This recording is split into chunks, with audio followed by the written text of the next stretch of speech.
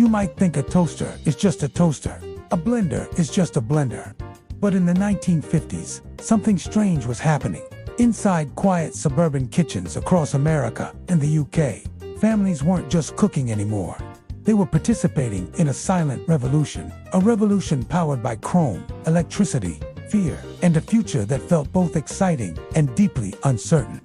What looked like simple gadgets were reshaping daily life, changing how families ate, how mothers managed time, and how children understood comfort. Stay with this story, because what families prepared and why they trusted these machines reveals a mix of hope and transformation that defined a generation. It begins after the shadows of World War II had barely lifted. Factories that once produced weapons suddenly shifted toward consumer goods. The kitchen became the center of this transformation. Before the 1950s, cooking was slow, manual, and deeply traditional, requiring immense patience. But now, something new entered the scene. Devices that promised speed, efficiency, and control. These were symbols of a new era. The atomic age. Atomic-powered living became a marketing dream. Even if these gadgets weren't truly atomic, the idea alone sold a vision of the future.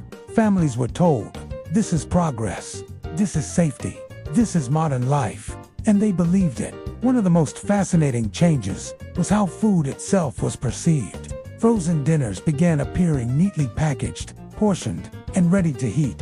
For the first time, a complete meal could be prepared without chopping vegetables or stirring pots for hours. It felt almost magical, but there was also something unsettling. Imagine sitting at a table where everything came from a box. No smell of slow cooking, no simmering, just the quiet hum of an appliance. For many families, this was exciting. For others, it felt like something was being lost. Blenders became a symbol of modern efficiency. Advertisements showed smiling women effortlessly preparing meals, suggesting that life had become easier. But behind that image was a subtle pressure, the expectation to keep up. If you didn't have these gadgets, were you falling behind? Toasters became sleek, futuristic devices. Coffee machines promised consistency. Mixers turned labor-intensive baking into a quick, mechanical process. Each gadget removed a layer of effort. And with every layer removed, the relationship between people and food changed forever. Cooking used to be an experience filled with texture, smell, and time. Now, it was becoming a task efficient, predictable, and automated. After years of hardship, families wanted stability and control over their environment. Kitchen gadgets offered exactly that: reliability. Press a button, and something happens. Gender roles were being reinforced. A good homemaker was now someone who could efficiently manage a modern kitchen. Gadgets equaled capability. While these devices were meant to save time, they also raised expectations. Meals had to be quicker, but also better. The pressure simply changed form. And then there were the strange foods. Gelatin-based dishes with suspended vegetables. Artificially flavored desserts. Brightly colored meals that looked futuristic. These foods weren't just about flavor. They were about novelty. About proving that anything was possible in this new age of innovation. The kitchen was no longer just a place for cooking. It had become a stage where modern life was performed. Every appliance told a story about progress.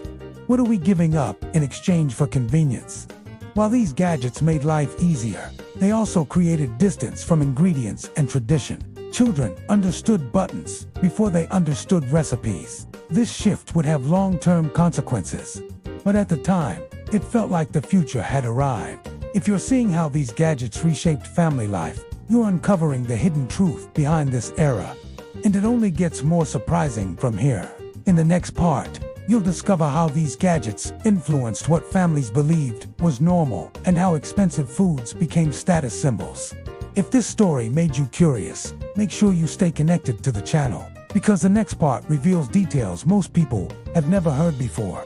By the time these gleaming machines had settled into everyday kitchens, something even more subtle began to take shape.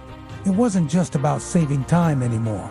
It was about redefining what a proper meal looked like and what families believed they deserved. The quiet influence of these 1950s atomic age kitchen gadgets didn't stop at convenience. It started to reshape identity itself. Picture a typical evening. A father returns home, tired but expecting comfort.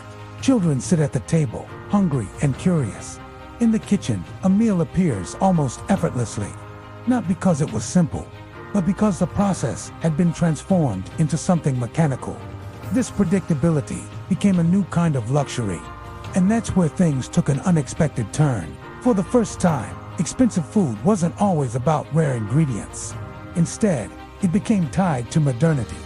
Owning the latest appliance or serving dishes that looked futuristic began to signal status. A family ate to show they were keeping up. Imagine being invited to a neighbor's home and seeing a perfectly arranged table with dishes that looked like they belonged in a science exhibition.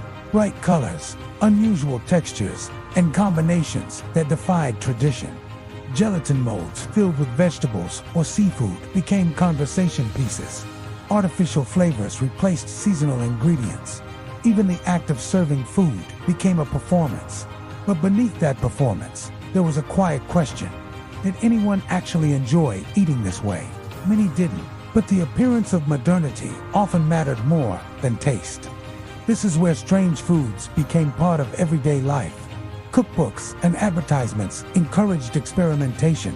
They promised that the future of cooking was bold, creative, and limitless. But in reality, many of these creations were driven more by novelty than practicality. Meals that combined sweet and savory in unusual ways. Desserts that looked visually stunning but felt unnatural on the palate. Foods designed to impress, not necessarily to comfort. And yet, families kept trying. Because trying these new foods wasn't just about curiosity. It was about belonging, about proving that you were part of this new, modern world. At the same time, another shift was happening quietly in the background. The idea of what they ate began to separate across social lines. For some families, these gadgets made life easier. They could afford the latest appliances, experiment with new recipes, and embrace the convenience fully. For others, especially those still recovering from economic hardship, these changes were more complicated. They saw the advertisements, they understood the promise, but access wasn't always possible. This created a gap. Families who couldn't keep up often relied on simpler versions of these trends. They might not have had the latest mixer, but they adapted where they could. They reused leftovers creatively. They stretched ingredients. They found ways to imitate the modern look of meals without the same resources. These became quiet survival stories. Stories that rarely appeared in advertisements, but were lived every day. A mother might carefully portion food to ensure everyone had enough. A family might share a single appliance between households. Children might grow up eating meals that were a mix of old traditions and new shortcuts, creating a unique blend of past and present. And in those kitchens, the meaning of these gadgets was very different. They weren't symbols of luxury. They were tools of adaptation. But even in more comfortable households, not everything was as perfect as it seemed. The promise of effortless cooking often came with hidden trade-offs. Prepackaged foods sometimes lacked the depth of traditional meals. The focus on speed reduced the time families spent together preparing food. Conversations that once happened during long cooking sessions began to disappear. The kitchen, once a place of shared experience, started to become more isolated. Each person had a role, but the connection between those roles weakened. And then there was the emotional side. Food has always been tied to memory. The smell of a dish can remind you of childhood. But when meals became more standardized, more mechanical, something subtle shifted. Memories became less about the process and more about the outcome. Children remembered the look of meals, not how they were made. They recognized the sound of appliances more than the rhythm of cooking. Still, the excitement of innovation kept everything moving forward. New gadgets continued to appear, promising to solve every problem. And with each new device, the idea of what was normal kept evolving. This constant evolution created a sense of anticipation. What would come next? What new invention would make life even easier? But there was also a growing dependence. The more families relied on these machines, the harder it became to imagine life without them. Skills began to fade in some households, not completely, but enough to change the balance. These gadgets didn't just change cooking, they changed confidence. They made people feel capable in new ways, but also less certain in others. This dual effect defines the atomic age kitchen experience. It was gradual, almost invisible, woven into daily routines until it became the new normal. But if you look closely, you can still see the traces of that transition. In the recipes that blend old and new. In the stories passed down about how things used to be. In the quiet nostalgia for a time when cooking felt slower and more human. At the same time, it's impossible to ignore the benefits. For many, these gadgets reduced stress and saved time. They allowed people to experiment, to try new cuisines, to step outside traditional boundaries. So the story isn't simple. It's not about good or bad. It's about transformation. A transformation that touched every part of family life, from what they ate to how they defined comfort and success. The kitchen was never just about food. It was about identity, aspiration, and how technology shapes human behavior. If this part of the story is opening your eyes, then the next part will take you even further. We're about to explore how advertising, fear, and the idea of the perfect family pushed these gadgets into nearly every home. By now, it might feel like these kitchen gadgets simply arrived and people accepted them, but that's not quite how it happened. The real force behind their rise wasn't just innovation, it was persuasion. Carefully crafted, emotionally charged persuasion reaching into homes through magazines, television, and word of mouth, shaping not only what families bought, but what they believed a happy life should look like. Step into a living room in the mid-1950s. A television flickers softly in the corner. A commercial begins, bright, cheerful, full of promise. A smiling family gathers around a spotless kitchen. The mother moves effortlessly, using a sleek appliance that seems to solve every problem instantly. The message is clear, even if it's never spoken directly. This is what success looks like. And if your life doesn't look like this, something is missing. That idea quietly took hold. Advertising during this time didn't just sell products. It sold reassurance. After years of global uncertainty, people wanted to believe that stability could be purchased. Happiness could be assembled piece by piece, appliance by appliance. Kitchen gadgets became part of that emotional equation. The atomic age wasn't just about progress. It was also about fear. A constant, unspoken awareness of what modern science was capable of. Everything was about control, safety, predictability. A well-equipped kitchen became a symbol of preparedness, a small, controlled environment. In a strange way, cooking became connected to security. If you could manage your home efficiently, maybe everything else would feel more stable too. This emotional connection made the adoption of these gadgets feel almost necessary. As more families embraced them, a powerful cycle began. Neighbors compared kitchens. Friends shared recipes designed for new appliances. Owning the latest gadget wasn't just practical, it was social currency. But with that currency came pressure. Imagine a family that couldn't afford the newest devices. They would still see the advertisements. Slowly, a sense of being left behind could begin to form. This is where the emotional weight of these changes became most visible. Because while some families moved forward with excitement, others struggled quietly, trying to balance aspiration with reality. They improvised. These moments rarely made it into the polished world of advertising, but they were everywhere. And then there were the children. Growing up in this environment meant learning a very specific idea of what normal looked like. A modern kitchen, quick meals, brightly packaged foods. For many children, these gadgets felt almost magical. Buttons that made things happen. Machines that transformed ingredients instantly. A generation raised on convenience began to see it as a standard, not a luxury. And this shift would carry forward. Meanwhile, the food itself evolved. This was the era where creativity sometimes crossed into the bizarre. Dishes were designed to look futuristic. Suspended salads and layered gelatin creations became part of the culinary landscape. These were reflections of a culture experimenting with its identity. Some creations became temporary trends, remembered with amusement. Others quietly disappeared, leaving behind only photographs and stories. But at the time, they represented the willingness to break away from tradition. And yet, not everyone was comfortable with that. In many homes, there was a quiet resistance. A grandmother insisting on making a recipe the old way, preserving something meaningful. Because while gadgets could change the process, they couldn't fully replace the emotional depth of certain traditions. This created a fascinating blend, a modern appliance sitting next to a handwritten recipe. Families navigating between two worlds, and in that navigation, something unique emerged. A hybrid way of living that combined efficiency with memory, innovation with heritage. But even as this balance existed, the overall direction remained clear. More gadgets, more convenience, more emphasis on speed. And with that direction came an important shift in how time was experienced. Cooking became something that could be compressed. This change had ripple effects. More time for work, more time for leisure, more flexibility, but also less time for shared preparation. The act of cooking together, of learning through observation and participation, became less common. Not entirely gone, but reduced.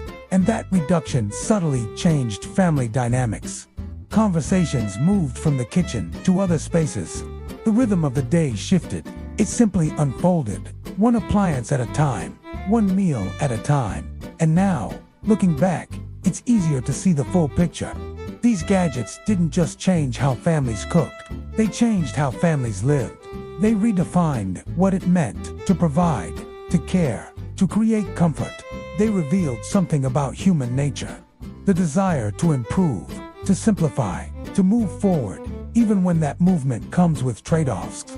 Next, we'll explore how convenience began to influence health and the long-term habits that still affect how we eat today. As these kitchen gadgets became part of everyday life, something even deeper began to unfold. Something that wasn't immediately visible in advertisements or family conversations. It wasn't about shiny surfaces or faster cooking times anymore.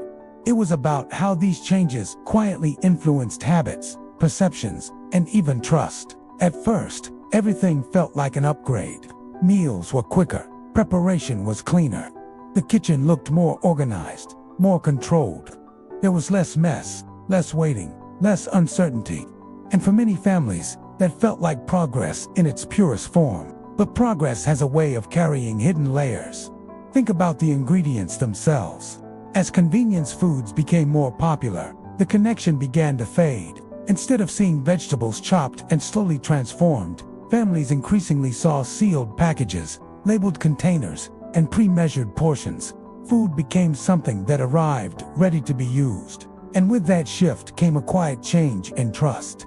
Instead of trusting personal knowledge, recipes passed down. Instincts developed over time. People began to trust systems, labels, and brands. The authority of cooking moved from the individual to the manufacturer. This wasn't necessarily seen as a problem. In fact, it often felt reassuring. Those labels promised consistency. Every meal would taste the same. Every portion would be predictable. There would be no surprises, no variations. In a world that had experienced so much instability, that predictability felt comforting, but it also introduced a subtle distance between people and their food. Children growing up didn't always see where ingredients came from. They saw the beginning and the end, but not the journey in between. That changed how food was understood. It became less about discovery and more about consumption. At the same time, perceptions of health began to shift. Bright packaging and modern branding created an impression of improvement. If something looked advanced, it felt better and more reliable. Families trusted that technology could enhance food. They believed convenience and quality could go hand in hand without compromise. But the definition of a good meal started to change. It was about efficiency, presentation, and alignment with modern lifestyles. A meal that could be prepared quickly often felt more valuable than one requiring patience. This shift influenced behavior far beyond the kitchen. People began organizing their days differently, prioritizing tasks that could be completed quickly.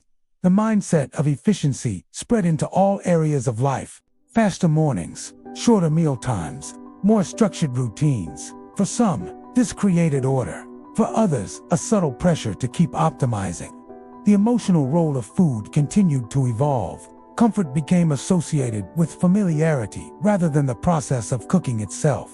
Knowing exactly what a dish would taste like became a new form of emotional security. And yet, there was still a quiet longing for something else.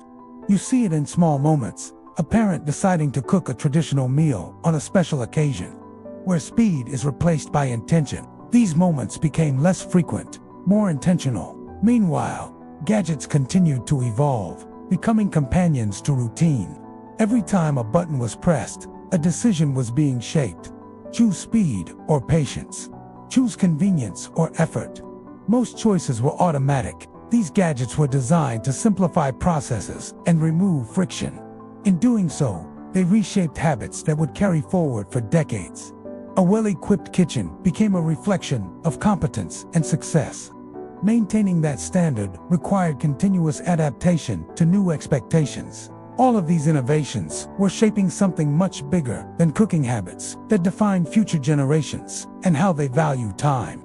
Those habits moved forward into the 1960s, 70s, and beyond. If you look closely at modern kitchens, you can still see the echoes, the same desire for convenience, the same trust in technology.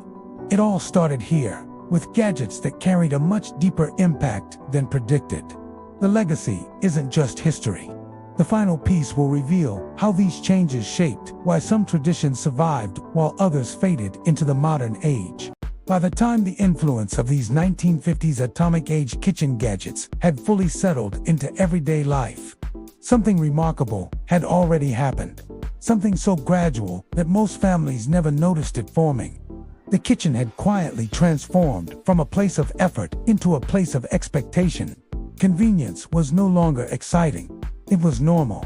Speed was no longer impressive. It was required, and that shift didn't stay in the past. It followed every generation that came after.